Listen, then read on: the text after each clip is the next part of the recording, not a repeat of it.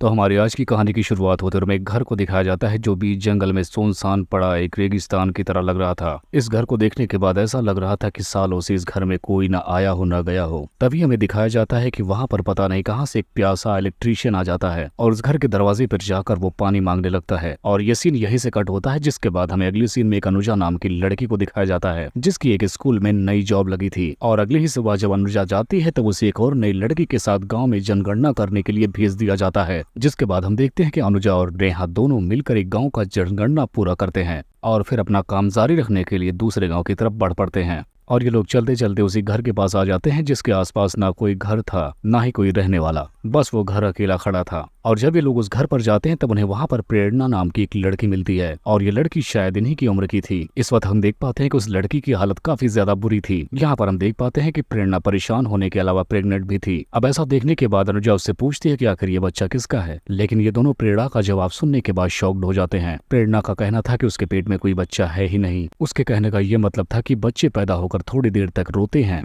और फिर मर जाते हैं। अब प्रेरणा की ऐसी बातें अनुजा और नेहा को काफी हैरान कर रही थी। हम जान पाते हैं कि प्रेरणा के अलावा उस घर में 3 लोग और रह रहे थे, जिनमें एक लीला नाम की बूढ़ी औरत भी थी और उनका नौकर भोला और एक मर्द भी था। और ये सारे लोग प्रेरणा के क्या लग रहे थे, प्रेरणा ये बात किसी को नहीं बताती।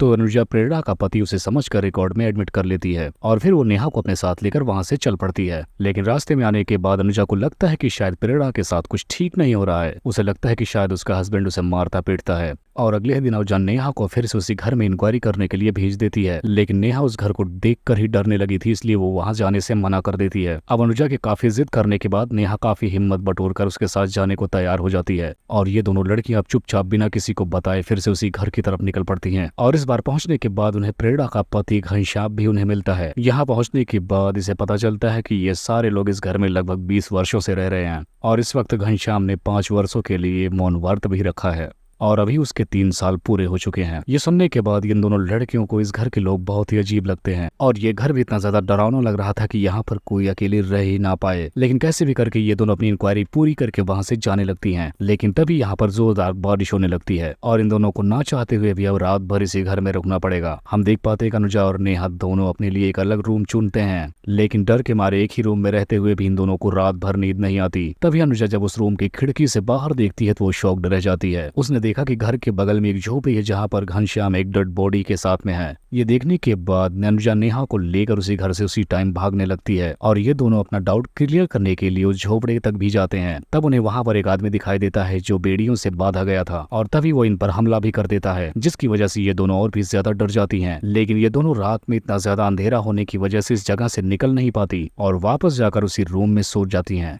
ये सोचकर कि इस घर वालों को नहीं पता चला होगा कि हम दोनों कहीं गई थी। अब जब सुबह होने के बाद ये दोनों उस घर से बाहर निकलने लगती है तक वहां पर वो जो बूढ़ी औरत थी वो घनश्याम को बताती है कि ये दोनों लड़कियां रात में कहीं गई थी। ये सुनते ही दौड़कर घनश्याम और भोला उन दोनों लड़कियों को पकड़ लेते हैं और इन दोनों को बहुत बुरी तरीके से मारते हुए अपने घर की नीचे वाले बेसमेंट में लेकर आते हैं। अब हम देखते हैं कि ये दोनों लड़कियां पूरी तरीके से किडनैप हो चुकी हैं और इन्हें खाने के नाम पर बस उतना ही खाना दिया जाता है जितने में ये बस जिंदा रह सकें, जिसके बाद उन्हें जानवरों की तरह मारा पीटा जाता। और जब ये दोनों बाहर जाने के लिए रोती चीखती चिल्लाती तो इन पर बाहर खोलता हुआ पानी डाल दिया जाता था और अब इनकी जिंदगी ऐसे ही रोते बिलखते गुजर रही थी। नेहा ये बात मान बैठी थी कि अब उसकी जिंदगी यहीं पर खत्म हो जाएगी, क्योंकि अब यहाँ से इन दोनों का बाहर जाना नामुमकिन है। लेकिन इसी बीच अनुजा को उस घर का गटर पाइप मिल जाता है जहाँ से उस घर का गंदा पानी बाहर जाता है। तो ये दोनों उस पाइप के जरिए भागने के बजाय फिर से उसी झोपड़े तक जाते हैं जहाँ पर उन्होंने उस बधे हुए आदमी को देखा था। तब यहाँ पर हमें पता चलता है कि यह आदमी कोई और नहीं बल्कि वही कहानी की शुरुआत में दिखाया गया इलेक्ट्रीशियन है जो इस घर पर पानी की तलाश में आया था और अब वो खुद एक कैदी बन चुका है। यहाँ पर इलेक्ट्रीशियन इन दोनों लड़कियों को बताता है कि वो जब घर पर आया तो उसे एक बच्चे की रोने की आवाज सुनाई दी, जिसकी वजह से इन दोनों से यहाँ पर कैद करके रख दिया है। अब इससे पहले कि ये दोनों यहाँ से बाहर निकल पाती, नेहा का भाई वहाँ पर नेहा को ढूंढते हुए पहुंच जाता है और वो वहीं पर नेहा की पड़ी बाइक को भी देख लेता है, जिसकी वजह से वो समझ जाता है कि नेहा यहीं पर है। अब उसके बुलाने पर घनश्याम और भोला आते हैं और उसे बताते हैं कि यहाँ पर कोई एस नाम की लड़की नहीं आई है। लेकिन नेहा का भाई ये बात मानने को तैयार नहीं था कि उसकी बहन यहाँ नहीं है। अब उसके इतना बोलने के बाद घनश्याम और भोला मिलकर उसे वहीं पर नेहा के सामने मार डालते हैं, जिसके बाद ये लोग उस इलेक्ट्रीशियन को भी मार देते हैं और नेहा और उसकी फ्रेंड को पकड़ लेते हैं और वापिस उन्हें उसी कैद खाने में ले जाकर डाल देते हैं। लेकिन इस बार इनकी दरिंदगी इतनी बढ़ जाती है कि घनश्याम अनुजा को नोचने लगता है। इधर दूसरी तरफ भोला नेहा के साथ रेप जैसी भयानक हरकत करता है और इतना सब कुछ झेलने के बाद इन दोनों लड़कियों की फिर से सुबह होती है। रात के टाइम प्रेरणा नेहा को पानी पिलाने के बहाने उसके पास आती है और इस वक्त वो मेंटली डिसऑर्डर हो चुकी थी। लेकिन इस वक्त वो नेहा को कुछ ऐसा बताती है जिससे वो सुनने के बाद नेहा की रूह ही कांप जाती है। यहाँ पर वो बताती है कि घनश्याम प्रेरणा का पति नहीं बल्कि पिता है और वो उसे भी बहुत मारता है और उसके पिता ने ही उसकी माँ को भी उसके मौत के घाट उतार दिया। ये सुनने के बाद नेहा अच्छे से कहानी समझ जाती है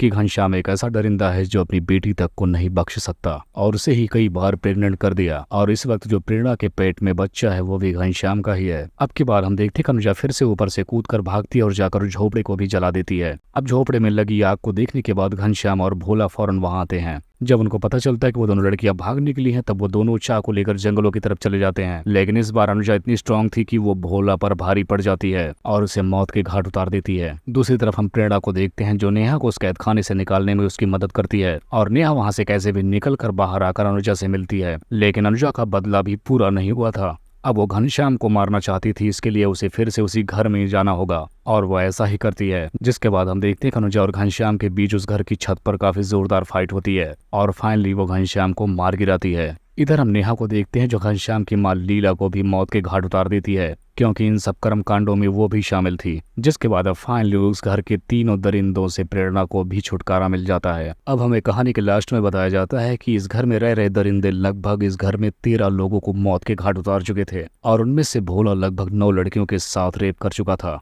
और इसके अलावा घनश्याम की पत्नी सावित्री उसका पहला शिकार थी और यहाँ से जिंदा जाने वालों में बस 2 ही लड़कियों की गिनती थी जिनका नाम अनुजा और नेहा था और बस यहीं पर यह कहानी खत्म हो जाती है।